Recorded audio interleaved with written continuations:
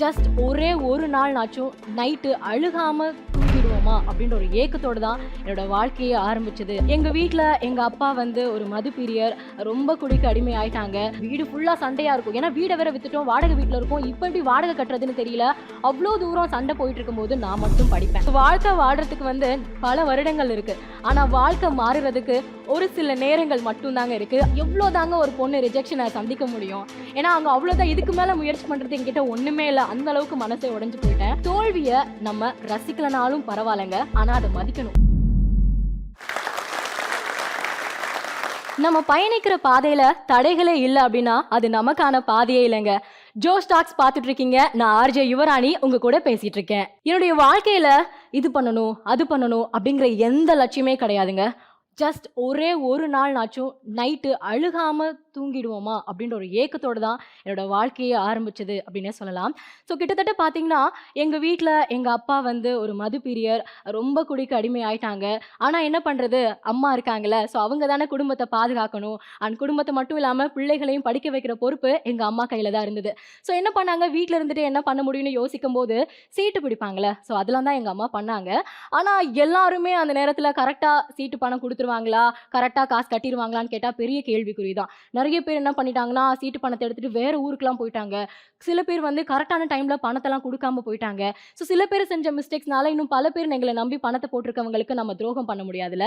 So அதுக்காக என்ன பண்ணாங்கன்னா நிறைய பேர்கிட்ட கடன் வாங்கி அவங்களுக்கு கொடுக்க வேண்டிய பணத்தெல்லாம் செய்ய ஆரம்பிச்சாங்க. அதே மாதிரி கடன் வாங்கி தான் எங்களையும் படிக்க வச்சாங்க. இப்படி கடன் வாங்கி ரொம்ப கடன் ஆயிடுச்சு. அந்த கடனை அடிக்கிறதுக்கான வழி எங்க இருக்கு? நாங்களாம் ஸ்கூல் தான் படிச்சுட்டு இருக்கோம். அப்பா கிட்ட இருந்து எந்த வருமானமும் கிடையாது. அம்மா கடன் வாங்கி மட்டுமே எங்களோட ஃபேமிலியை ரன் பண்ணிட்டு இருக்காங்க. அப்படி இருக்கும்போது எங்க சொந்த வீட அடமானம் வச்சாங்க. அந்த காசை வாங்கியும் கடன் அடைச்சாங்க. இப்போ அந்த அடகு வச்ச பணத்தை திரும்பி கட்ட முடியாத காரணத்தினால 15 வருஷமா சொந்த வீட்டில் இருந்தோம். அந்த வீடை வித்து எல்லாருக்கும் கடன் அடைச்சிட்டு வாடகை வீட்டுக்கு போனோம். லைஃப் முழுக்க அந்த காலகட்டத்தில் பார்த்தீங்கன்னா அழுக, சத்தம், சண்டை, சச்சரவு, வாழ்க்கையே இப்படியே போகுது, நம்ம என்ன பாவம் பண்ணோம் அப்படின்ற லெவலுக்கு ஃபுல்லா வந்து டார்க் நைட்ஸ் அந்த மாதிரி தான் எங்களோட லைஃபே போயிட்டு இருந்தது. இதுக்கெல்லாம் ஒரே ஒரு தீர்வு என்ன பண்ணலாம் அப்படின்னு யோசிக்கும் போது படிப்பு, அது மட்டும் தான் எனக்கு கொஞ்சம் நல்லா வரும். ஸோ படிச்சு முடிச்சுட்டா நம்மளோட குடும்பத்தை அடுத்த லெவலுக்கு கொண்டுட்டு போயிடலாம் அப்படின்ற நம்பிக்கை என் மனசுல இருந்துச்சு.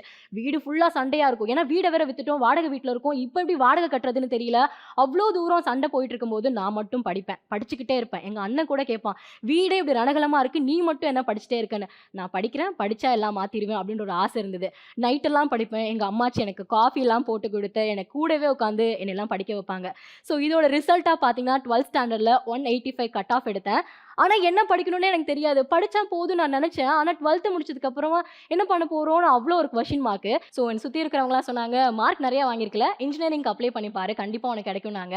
ஸோ கவுன்சிலிங் அப்ளை பண்ணேன். கவர்மெண்ட் கோட்டாவில் எனக்கு எங்கள் ஊரில் பெஸ்ட் காலேஜ் ஆன சாரநாதன் காலேஜ் ஆஃப் இன்ஜினியரிங்கில் எனக்கு சீட்டு கிடைச்சிது. ஸோ காலேஜும் பார்த்தீங்கன்னா நான் லோன் கட்டி தான் படித்தேன். ஃபர்ஸ்ட் கிராஜுவேட் அப்படிங்கிறது எனக்கு ரொம்ப பெருமையான விஷயம். ஏன்னா எங்கள் வீட்டிலே நான் தான் முதல் பட்டதாரின்ற போது எனக்கு ரொம்ப பெருமையாகவும் இருந்தது. அதில் கூட கொஞ்சம் ஃபீஸ் கன்ஸ்ட்ரெயின்லாம் பண்ணியிருந்தாங்க. பட் அந்த ஃபீஸ் கூட எங்களால் கட்ட முடியல. லோன் வாங்கி தான் படித்தோம். அண்ட் எங்கள் அண்ணன் அந்த டைமில் டிப்ளமோ தான் படித்தான். ஏன்னா எங்கள் வீட்டில் அவனை அவ்வளோ பெருசாக படிக்க வைக்க முடியல. டிப்ளமோ படித்து முடிச்சிட்டான். அவனோட கேரக்டர் எப்படி அப்படின்னா அவன் ரொம்ப ரிசர்வ்டான டைப்பு. வீட்டுக்கு யாராச்சும் கெஸ்ட் வந்தால் கூட அவங்க கிட்டலாம் பேச மாட்டான். வாங்கினா வாங்க அப்படி சொல்லிட்டு போயிடுவான். அவனுக்கு என்ன தொழில் கிடைச்சது தெரியுமா? மார்க்கெட்டில் இந்த கூவி கூவி ரோட்டோரத்துலலாம் வியாபாரம் பண்ணுவாங்களே, அந்த வியாபாரம். ஏன்னா குடும்பத்தை காப்பாற்றணுமே, என்ன பண்ணுறதுன்னு தெரியாமல் முழு பாரத்தையும் எங்கள் அண்ணன் அவனோட தோளில் சுமந்தான். அவனுக்கு ஏதாச்சும் பண்ணுமேன்ற ஆசை மட்டும்தான் எனக்கு இருந்தது. ஸோ இன்ஜினியரிங் நான் படித்து முடிச்சிட்டேன். அந்த கேப்பில் படித்து முடிச்சதுக்கப்புறம் நான் என்ன பண்ணான்னு யோசிக்கும் போது, ஒரு பொண்ணாக இருக்க, ஓகே செக்யூர் ஜாப்னா கவர்மெண்ட் ஜாப்ஸ்லாம் போ அப்படின்னு வீட்டிலலாம் சொன்னாங்க. ஸோ கவர்மெண்ட் ஜாப் போகும்போது என்னென்னா அந்த பேங்கிங் எக்ஸாம்லாம் ட்ரை பண்ணேன். எல்லாருக்குமே தெரியும் ஒரு அட்டெம்ப்ட்லலாம் பேங்கிங் கிளியர் பண்ணிட முடியாது. ஸோ நான் நிறைய எக்ஸாம்ஸ் எழுதினேன். ஆனால் அதுக்கும் எக்ஸாம் ஃபீஸ் கட்டணும்ல, அதனாலேயே இன்னும் மனசு ரொம்ப கஷ்டமாக ஆரம்பிச்சிச்சு. கோவிடோட ஸ்டார்டிங் பாயிண்ட் அதுதான். எல்லாருமே ஒரு மாதிரி டல்லாக ஆரம்பித்தாங்க. எங்கள் அண்ணன் வந்து காய்கறி வியாபாரம் பண்ணுறாங்க அப்படின்றதுனால அங்கே கண்டிப்பாக மக்கள் சூழ தானே செய்வாங்க. ஸோ எல்லாருமே சரௌண்டிங் இருக்கக்கூடாது, சோஷியல் டிஸ்டன்ஸ் ஃபாலோ பண்ணணும் அப்படிங்கும் போது அவனோட பிஸ்னஸும் ரொம்ப அடி வாங்க ஆரம்பிச்சிச்சு. என் தங்கச்சி ஃபர்ஸ்ட் இயர் காலேஜ் ஃபீஸ் ஒரு செமஸ்டருக்கு 20,000 பே பண்ணணும். என்ன பண்ணுறது ஏது பண்ணுறதுன்னு ஒன்றும் தெரியல. என்னால் எதுவுமே பண்ண முடியலன்ற ஒரு வருத்தம் இருந்தது. இதெல்லாம் என் மைண்டுக்குள்ளே போய் பயங்கர ஸ்ட்ரெஸ் ஆகி நான் ரொம்ப மனசால மட்டும் இல்லை பாடியாலையும் வீக் ஆகிட்டேன். ஹாஸ்பிட்டல் அட்மிட் பண்ணுற அளவுக்கு ஆயிடுச்சு. ஹாஸ்பிட்டலில் போனால் சிக்கன் கொனியான்னு சொல்கிறாங்க. சிக்கன் கொனியான்னு ரொம்ப பயந்து அதுக்கான ட்ரீட்மெண்ட் செலவெல்லாம் பண்ணுறோம். இன்னொரு ஹாஸ்பிட்டல் போனால் எனக்கு கை கால்லாம் ரொம்ப வீங்கிடுச்சு. கால்லாம் அப்படியே அவ்வளோ பெருசாக வீங்கிருந்தது. என்ன தெரியுமா சொன்னாங்க, யானைக்கால் நோயாக இருக்கும், நீங்கள் போய் ஸ்கேன் எடுங்கன்னாங்க. எனக்கு அங்கேயே நெஞ்சு வெடிச்சிருச்சு. ஏன்னா நான் ஒன்றுமே பண்ணல லைஃப்பில், குடும்பத்தை காப்பாற்றணும்னு நினச்சேன். யானைக்கால் நோய்னா என்ன எப்படி அவங்க காப்பாற்றுவாங்க இனிமேல், ஃபேமிலியவே ரன் பண்ண முடியல. நான் கொஞ்சம் எங்கள் அண்ணனோட பாரத்தை வாங்கிக்கலாம்னு நினச்சேன். அதுக்கும் இப்போ வழியே இல்லாமல் போச்சு. நான் அவ்வளோ அழுக. ஆனால் காட் கிரேஸ் எனக்கு அந்த மாதிரி எதுவுமே ஆகலை. அப்படியே ரெக்கவர் ஆகி வந்துட்டு இருக்கேன் கொஞ்சம் கொஞ்சமாக. ஸோ வாழ்க்கை அப்படிங்கிறது நிரந்தரமாக இருக்காதுல்ல. ஸோ வாழ்க்கை வாழ்கிறதுக்கு வந்து பல வருடங்கள் இருக்குது. ஆனால் வாழ்க்கை மாறுறதுக்கு ஒரு சில நேரங்கள் மட்டும்தாங்க இருக்குது. அந்த நேரம் என்னோடய லைஃப்பில் அது கடந்து வந்ததுக்கு அப்புறமா நார்மலான ஒரு லைஃப்பை லீட் பண்ண ஆரம்பித்தேன். அந்த நேரத்தில் காற்றின் மொழி திரைப்படம் பார்த்தேன். அந்த ஆர்ஜே மது அந்த கேரக்டர் என் மனசில் ரொம்ப ஆழமாக பதிஞ்சிருச்சு. ஒரு ஆர்ஜேவால் இவ்வளோ அழகாக மக்களோட கனெக்ட் பண்ண முடியுதா, மக்களுடைய சோகத்தை யாருனே தெரியாத ஒரு தேர்ட் பர்சன் கிட்ட சொல்லி ஷேர் பண்ணிக்கிற அளவுக்கு ஒரு பவர்ஃபுல்லான ஒரு டூலாக இருக்காங்களே ஆர்ஜி அப்படின்றது என் மனசில் இருந்துச்சு. ஆனால் ஆர்ஜி ஆகணும் அப்படிங்கிற ஆசை கிடையாது. ஆனால் நம்ம ஒரு விஷயத்த ரொம்ப மனசார ஆசைப்பட்டுட்டோம், நமக்கு இது தேவை அப்படின்னு நினைக்கும் போது இந்த யூனிவர்ஸ் காதுக்கு அப்படியே எப்படியோ போயிடும். அது அப்படியே நமக்கு வழி அனுப்பிச்சி வைக்கும். என் ஃப்ரெண்ட்ஸ் எல்லாருமே சேர்ந்து அந்த படத்தை பார்த்து நீ நல்லா பேசுவல, நீ ஏன் ஆர்ஜேவா ட்ரை பண்ணக்கூடாது அப்படின்னு சொல்லி கேட்டாங்க. சும்மா இருந்த என்ன மறுபடியும் அவங்க வந்து ஆர்ஜே பண்ணு ட்ரை பண்ணு அப்படின்னு சொன்னதுனால அந்த நேரத்தில் நிஜமாவே யூனிவர்ஸ் இருக்கு அப்படின்றத நான் நம்பினேன். அந்த சமயத்தில் திருச்சி சூரியன் எஃப்எம்ல எனக்கு ஒரு ஆடிஷன் கால் வந்தது. போய் அட்டன் பண்ணேன். எனக்கு ஆர்ஜனா எப்படி பேசுவாங்க, என்ன பண்ணுவாங்க, ரேடியோலாம் கேட்கல. நம்ம இப்போ இந்த ஜென்ரேஷனில் இருக்கோம், ரேடியோலாம் எப்போ முடிஞ்சு போச்சு அப்படின்னு தான் நினச்சி நான் சும்மா போய் அட்டன் பண்ணேன். அட்டன் பண்ண நேரத்தில் எனக்கு வந்து 2 ரவுண்ட் வந்து நான் செலக்ட் ஆகிட்டேன். செகண்ட் ரவுண்ட் செலக்ட் ஆகிட்டேன். அப்போது தேர்ட் ரவுண்ட் நான் வந்து ரிஜெக்ட் ஆகிட்டேன். சரி ஓகே, நம்ம ஒன்றுமே ட்ரை பண்ணாமல் 2 ரவுண்ட் வந்திருக்கும், அப்போ கொஞ்சமாச்சும் ட்ரை பண்ணால் நம்ம கண்டிப்பாக செலக்ட் ஆயிடுவோம்னு நினச்சி திரும்ப ஹார்ட் ஒர்க் பண்ண ஆரம்பித்தேன். ரேடியோ தொடர்ந்து லிசன் பண்ண ஆரம்பித்தேன். ஒவ்வொரு ஸ்டேஷனாக கேட்க ஆரம்பித்தேன். ஒவ்வொரு ஆர்ஜிஎஸ் எப்படி பேசுகிறாங்கன்னு கேட்க ஆரம்பித்தேன். இதெல்லாம் பண்ணோன்னே மறுபடியும் திருச்சி ஹலோ எஃப்எம்லேயே ஒரு ஆடிஷன் வந்துச்சு. அந்த ஆடிஷனில் கிட்டத்தட்ட 1000 பேர் வந்தாங்க. அந்த 1000 பேர்த்தில் டாப் 3ல வந்து நான் வந்தேன். அதுவே ரொம்ப சந்தோஷமாக இருந்தது. ஆனால் அன்ஃபார்ச்சுனேட்டாக டாப் 3ல நான் வந்து செலக்ட் ஆகலை. ஏன்னா அவ்வளோ எஃபர்ட் போட்டேன். டாப் 3ல நான் வரலன்னொன்னே முடிஞ்சு, அவ்வளோதான். இதுக்கு மேலே இந்த வேலையே நம்ம செய்ய வேணாம், இது நமக்கான வேலையே கிடையாது, நம்ம ஆர்ஜே போல இல்லை, நான் சும்மா பேசுகிறேன் அவ்வளோதான்ற மாதிரி மனசு உடஞ்சிருச்சு. அதுக்கப்புறம் என்ன பண்ணேன்னா கோயம்புத்தூர் மிர்ச்சியில் ஒரு ஆடிஷன் கால் வந்தது. ஸோ அதுக்கும் போய் விடாமல் ட்ரை பண்ணேன். ஃபர்ஸ்ட் டைம் நம்ம கோயம்புத்தூர் போனதே அந்த ஆடிஷனுக்காக தான். அங்கே போயிட்டு அட்டன் பண்ணால் அங்கேயும் ஃபைனல் ரவுண்ட் வரைக்கும் போனேன். ரிஜெக்ஷன். லைஃப்பில் நம்ம எல்லாரும் ஒரு தடவை முயற்சி பண்ணுவோம், 2 தடவை முயற்சி பண்ணுவோம், மேக்ஸிமம் 3 டைம்ஸ் முயற்சி பண்ணுவோம். அதுக்கப்புறம் என்னடா அது அப்படின்னு நினச்சிருவோம்ல, அப்படி தான் நானும் நினச்சேன். இருந்தாலும் 4th டைமாக மறுபடியும் சென்னை ரேடியோ சிட்டிக்கு ரெஸ்யூம் அமிச்சேன். அவங்க கிட்ட இருந்து ஷார்ட் லிஸ்ட் ஆகலை. ஸோ எந்த காலுமே வரல. இப்படியே போய்டும் நமக்கு அவ்வளோதான். இப்போ தான் நான் முடிவு பண்ண நேரத்தில் ஒரு விஷயம் தோணுச்சு. தோல்வியை நம்ம ரசிக்கலனாலும் பரவாயில்லைங்க, ஆனால் அதை மதிக்கணும். எதனால நான் 4 டைம்ஸ் தோல்வி அடைஞ்சேன் அப்படிங்கிறத செல்ஃப் அனலைஸ் பண்ண ஆரம்பித்தேன்.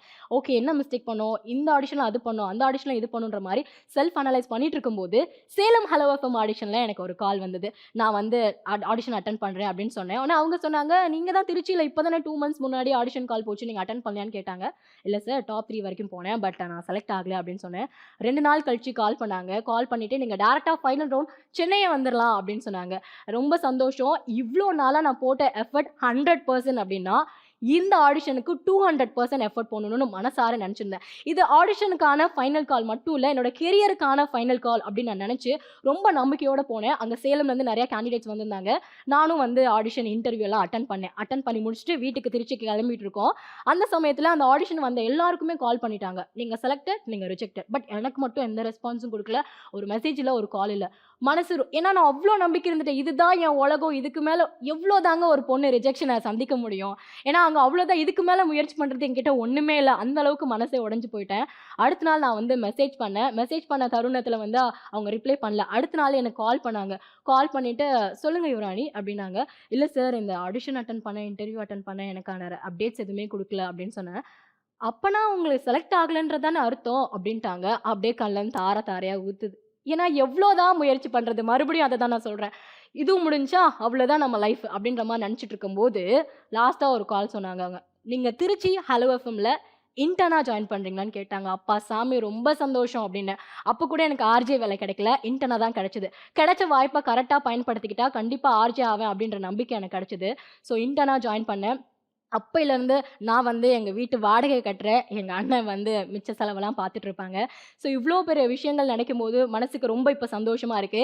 நாளைக்கு எங்கள் அண்ணனுக்கு கல்யாணம், கல்யாணத்தை வச்சுட்டு இன்னைக்கு சென்னைக்கு நான் மட்டும் தனியாக ஃபர்ஸ்ட் டைம் சென்னைக்கு வந்திருக்கேன். அப்போ தான் மனசுக்கு ஒரு சந்தோஷம். ஓகே, நம்மளும் குடும்பத்தை காப்பாற்றுறதுக்கான ஏதோ ஒரு வாய்ப்பு கடவுள் பயன்படுத்த கொடுத்துருக்காரு, அதை நம்ம கரெக்டாக யூஸ் பண்ணியிருக்கோம்னு நினைக்கும் போது பயங்கர சந்தோஷமா இருந்துச்சு. ஏன்னா நிறைய நேரங்களில் நாங்களும் தவண்டு போயிருக்கோம். ஏன்னா நான் 4 ரிஜெக்ஷன் 5 ரிஜெக்ஷன் வரிசையாக பார்த்துட்டு இருந்தபோது எனக்கு ரொம்ப ஆறுதலா மட்டும் இல்லாம நம்பிக்கை கொடுக்கக்கூடிய வார்த்தைகளை ஜோஸ் டாக்ஸ்ல நின்னு பேசின நிறைய பேரோட வார்த்தைகள் எங்களுக்கு ஆறுதலா இருந்தது. ஆனா அன்னைக்கு நான் விளையாட்டா சொன்னேன், கண்டிப்பா நானும் ஜெயிச்சுட்டு இந்த மாதிரி போய் நிப்பேன்னு. இன்னைக்கு நான் நிக்கிறேன், இதுவே எனக்கு தெரியல இது கனவா நிஜமா அப்படிங்கிற மாதிரி ரொம்ப சந்தோஷமா இருக்கு. இந்த தருணத்துல என்னை நம்பி ஓகே இது உனக்கான பிளாட்ஃபார்ம், நீ போய் கண்டிப்பா யூஸ் பண்ணிக்கோ அப்படின்னு சொன்னாங்க. இப்போ நான் இன்டர்ன்ல இருந்து ஆர்ஜேவ் ஆயிட்டேன். எங்க அண்ணன் காய்கறி வியாபாரம் பண்ணிட்டு இருந்தாங்க, அதோட அடுத்த லெவல் போய் அவனுக்கு கீழே 7 பேர் இப்போ வேலை பார்க்குறாங்க. சொந்த வீடை வித்தோம்ல, இப்போ திருச்சி பக்கத்துல எங்க சொந்த ஊரான புதுக்கோட்டையில ஒரு புது வீடு கட்டியிருக்கோம். ஏழ்மையும் வறுமையும் வெற்றியை சந்திக்கிறதுக்கான தாமதத்தை ஏற்படுத்துமே தவிர தடையா இருக்காதுங்க. பாத்தீங்களா, ஒரு எவ்வளவு சுவாரஸ்யமான கதையை கேட்டிருக்கோம். இதே மாதிரி நம்ம வாழ்க்கையிலும் சாதிக்கணும்னு தோணுதாங்க. எல்லாராலையும் சாதிக்க முடியும். சாதிக்கிறதுக்கு நம்ம பல விஷயங்கள் தேவை. ஆனா அதுல ஒரு முக்கியமான விஷயம் பேச்சு திறன். ஆங்கிலமும் பேச்சு திறனும் நவீன வாழ்க்கைக்கு ரொம்பவே தேவைப்படுதுங்க. அதை நம்ம பல பேர் சம்டைம்ஸ் கத்துக்காம இருப்போம். எனக்கு வயசு இருக்குப்பா, அப்புறமா கத்துக்கலாம் நினைப்போம். இன்னும் சில பேர் எனக்கு வயசாயிருச்சு, இதுக்கப்புறம் நான் எப்படி கத்துக்கிறது அப்படி யோசிப்போம். சரிதானே? ஆனா அப்படி இல்லைங்க. யாரை வேணா எப்பொழுது வேணா கத்துக்கலாம். அதை செய்யறது தான் நம்ம வந்திருக்கோம் ஜாஸ் ஸ்கில்ஸ். இது ஒரு ஆன்லைன் பிளாட்ஃபார்முங்க. நம்ம தாய்மொழியான தமிழ் மூலமாவே நீங்க எப்பொழுது வேணாலும் எங்கிருந்து வேணாலும் ஆங்கிலம் கத்துக்க முடியும், ரொம்ப எளிதாகவே. புரிஞ்சிருச்சா? உடனே ஆரம்பிங்க உங்க ஃப்ரீ ட்ரையலை.